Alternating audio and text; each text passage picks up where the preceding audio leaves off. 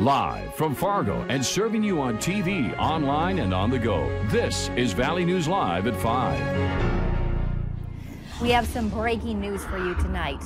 Bail has been set for a man accused of killing his son in a Fargo crash and seriously injuring his other child. Christopher Devine is charged with 1 count of criminal vehicular homicide and 2 counts of criminal vehicular injury in a crash on South University Drive on March 23rd. Devine's medical records show his blood alcohol level was over 3 times the legal limit during that crash. Devine's 2 children, 7-year-old Jason and 5-year-old Brandon, were also in Devine's vehicle. Jason died as a result of his injuries, and Brandon remains in critical condition. Devine's bail has been set at $500,000. His next court appearance is set for May 1st. A Fargo man wanted for a Moorhead robbery has been arrested. 21-year-old Bilal Shahid had an open arrest warrant. He was found this afternoon after a narcotics-related search warrant was served in the 1000 block of 9th Avenue South in Fargo. Shahid was taken into custody without incident for aggravated robbery. An official with Moorhead Police tells us they cannot confirm what robbery Shahid is connected to, but they did say he's a person of interest in a burglary case. West Fargo police have decided to demote an officer after an internal investigation into his arrest for driving under the influence back in February. As a result of the investigation, off-duty Sergeant Ryan Dennis has been demoted from his supervisory position to a patrol officer and will serve a 15-day unpaid suspension effective today. On March 20th, Sergeant Dennis pleaded guilty to actual physical control of a vehicle while under the influence of intoxicating liquor. Officer Dennis is also required to follow all sentencing requirements. Based off the latest flood forecast, the city of Fargo is suspending sandbag operations in just 2 hours. Officials with the city say they're expecting to have 400,000 sandbags by that time. That would be enough to fight a 39-foot crest. Originally, the city wanted to make 1 million sandbags to fight a potentially higher Red River crest. Valley News Team's Joshua Piguero joins us live now as the sandbagging efforts wrap up in Fargo. Joshua, have they met that 400,000 goal yet? Melanie, what I can tell you, it's a very busy scene here at Sandbag Central. I'm going to get out the way right now so you can just see. In front of me are NDSU students, football players as well, just doing that final push, as you mentioned, trying to get 400,000 sandbags. Immediately, at first, the city suggested getting to 1 million, but they scaled back to 400,000. Now, this closed at 7 p.m. And again, I stepped out the way just so you can see the action. You have people here just placing as many sandbags as they can on the trucks and taking them out, as well as you have so much movement going on here with the trucks. It's a very busy and active scene. Again, this is until 7 p.m. and they're trying to make that final push for 400,000 sandbags. We'll give you more information at 5:30 as we hear from some city officials. I'm gonna send it right back to you in the studio, reporting live in Fargo. Joshua Piguero, Valley News Live. Okay, thank you, Joshua, for that live report. And people still interested in helping the flood fight are now urged to contact Cass County or the city of Moorhead to help with their sandbagging efforts. If you're interested in getting involved, you can head over to our website, valleynewslive.com, for the details. And that slow melt we've been experiencing has been helping lower those flooding predictions. Moving into tonight, it sounds like we can expect some chilly temperatures. Hutch, how's our evening shaping up?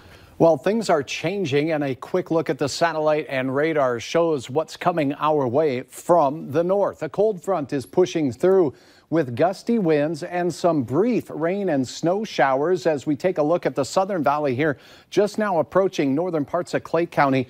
These showers are moving in the Ada area to the southeast at about 40 miles per hour. Likewise, they'll continue to push down, so we can expect wind to continue to gust and a shot or brief shot of at least some isolated precipitation tonight. It should not be too impactful with regard to our flooding concerns. Temperatures will be slipping out of the 40s very quickly into the 30s. Winds will be gusting upwards of 40 miles per hour as we go through the evening.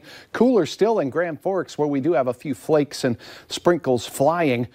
Sunset tonight at 7:54. Keeping our eyes on river levels, numerous areas here in the Southern Valley, Melanie, are under flood warnings now as rivers have reached the bank full stage in some areas and are going over the banks in areas. I'll have updates on that in your forecast for the weekend ahead here in a minute. Okay, thank you, Hutch. We now know the name of the victim who was found dead following a house fire in Thief River Falls earlier this week. 23-year-old Devin Polchinski is now charged with second-degree intentional homicide in addition to his first-degree arson charge. These charges stem from a house fire in the 300 block of Arnold Avenue that killed 23-year-old Alexandra Jo Ellingson. Also today, we're learning some gruesome new details around Ellingson's death. Medical examiners have confirmed she died from homicide due to asphyxiation. Valley News Team's Maddie Gelseth spoke exclusively to the family that live in the downstairs apartment unit, who says they just barely escaped the flames. If it wasn't for her, who knows what would have happened. Ricardo Martinez says he was laying on the couch Wednesday evening when two people came into his home and told him his house was on fire. I didn't hear anything, smell anything, nothing unusual. Court documents say a family member of Alexandria Ellingson went to the home that night to pick her up, but she never came out. That bummed me out the most, knowing that I was laying on my couch. I just keep thinking that, if I heard anything, is there something I could have done? I just can't think of anything that was unordinary that day. Now today, we're learning some gruesome new details of what the Minnesota fire marshals found inside the home. They say Ellingson was found face down on the kitchen floor with her feet and hands tied. Other evidence was found outside the home, including 2.5 gallons of gas in the driveway. The state fire marshals also say they found several areas inside the home where intentional fires were started. Martinez says he's shocked he didn't hear anything happening upstairs. I can't think of anything unusual that would have told me something was wrong.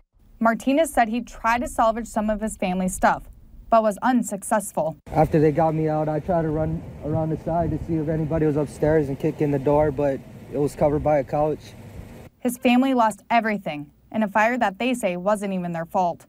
It hurts to know that it isn't our fault that we lost everything, but at least we didn't lose our children. I didn't come home to losing my 3 children and him. They say there's a family that's going through greater loss because they lost a daughter, a mother, a friend, and a family member. In Thief River Falls, Maddie Gelseth, Valley News Live. Polchinski is facing a max sentence of 40 years for the second-degree murder charge and 20 years for the arson charge. He's being held on at least a $1 million bond. You can stick with us here on Valley News Live for updates in this ongoing investigation. And it's time for a look at this week's Valley's Most Wanted. Police say 33-year-old Ryan Forney is wanted for failing to register as a sex offender. You're urged to call your local law enforcement if you have any information on him. A 57-year-old man is facing DUI charges stemming from a crash in Grand Forks this morning. Police say Gary Burden was going the wrong way on Gateway Drive this morning and crashed into an oncoming vehicle. When officers arrived around 6:30, Burden admitted to drinking and had an open container of alcohol in his car.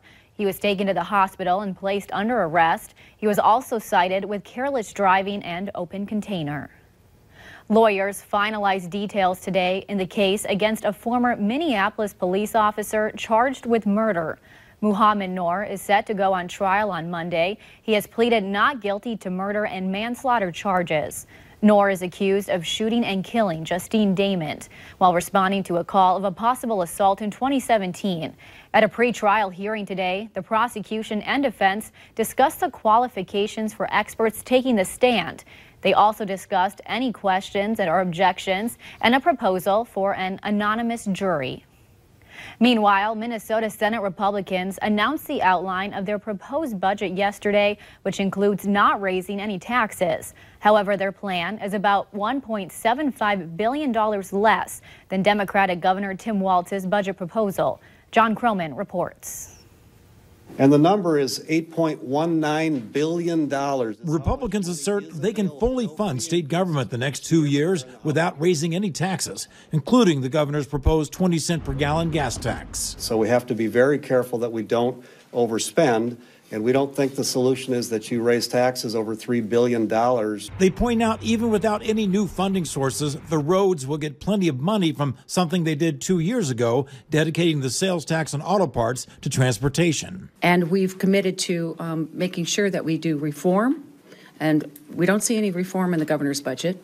We don't see any bending of the cost curves. Governor Walz's budget also depends on extending the life of the medical provider tax, a 2% fee charged to doctors and hospitals. It's due to end at the end of the year, and Republicans say they won't allow it to be renewed. But it is a $1.5 billion per biennium hole in the middle of that budget, and they know darn well we can't fill that hole. Earlier, Walz met with medical providers, employers, and patients to talk about his One Care plan to allow people to buy into Minnesota Care. It'll be a major point of contention moving forward as Republicans are against it. What are you going to do if the ACA is pulled out? And what are you going to do with no health care access fund? What do you think the implications of that are? Officials say this fight will continue as the negotiations continue to be made behind closed doors. Get ready for a gripping 2 hours as the PRCA Rodeo is bringing some of the top professionals to the Fargo Dome this weekend. The rodeo has 7 events that will be sure to have you on the edge of your seat, like bronco saddle riding and, of course, bull riding. And a special appearance will be made this weekend by someone you might recognize. The only time I was ever here at the Fargo Dome was when I was injured, and this is the first time I've been back here since. You know, it's painful to be at a rodeo and not ride, but at least I'm still here. The rodeo begins tonight at 7:30, and for more information, you can head to valleynewslive.com. Over a dozen